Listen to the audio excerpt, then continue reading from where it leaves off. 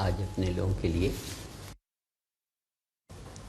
बड़े सौभाग्य का दिन है। होली महोत्सव। आज के दिन अपनी चेतना में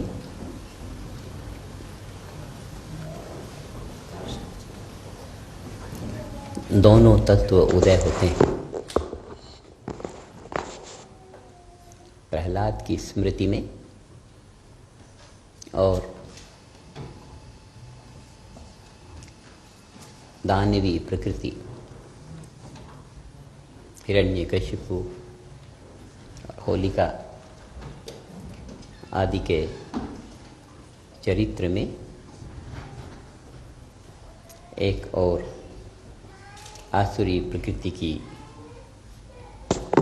स्मृति आती है और दूसरी ओर प्रहलाद की दैवी मृदुल प्रकृति, दैवी प्रकृति सामने आती है।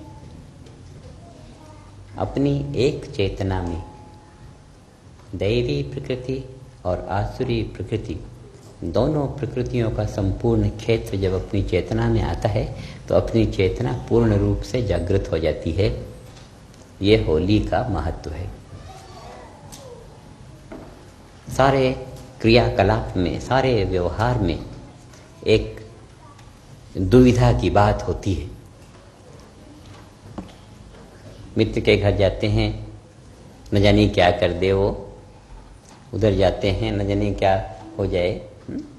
एक दुविधा की बात होती है। होली का त्यौहार ये है कि अपनी चेतना में एक ही समय में पूर्णता आ जाए और पूर्णता के क्षेत्र में एक, जैसे गुलाब में कुछ कांटे होते हैं, कुछ पंखुड़ियाँ होती हैं, कोमलता होती है, कठोरता होती है।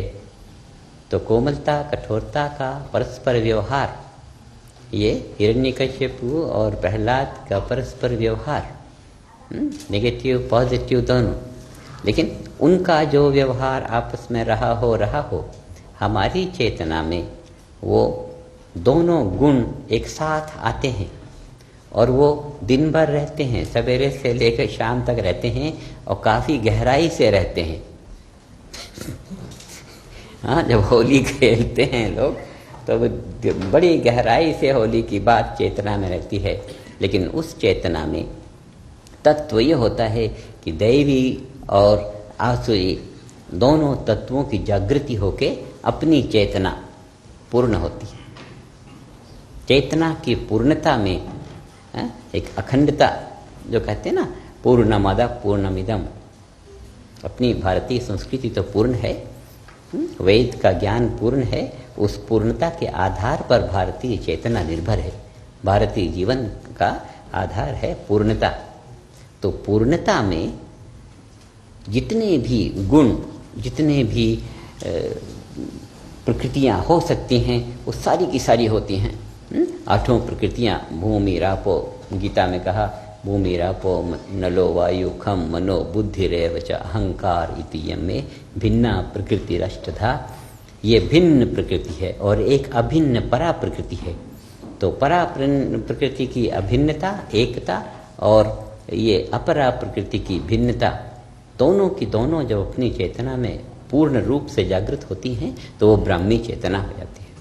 तो चेतना का विकास करने के लिए ही हर एक क्षेत्र, अपनी भारतीय संस्कृति का प्रत्येक क्रियाकलाप, प्रत्येक दिन ये त्योहारों का मनाया जाना और ये षोडश संस्कारों का होना, और ये त्योहार मनाते हैं। ग्राम में ग्राम देवता होते हैं, मंदिर होते हैं, मस्जिद होती हैं, ये गुरुद्वारे होते हैं।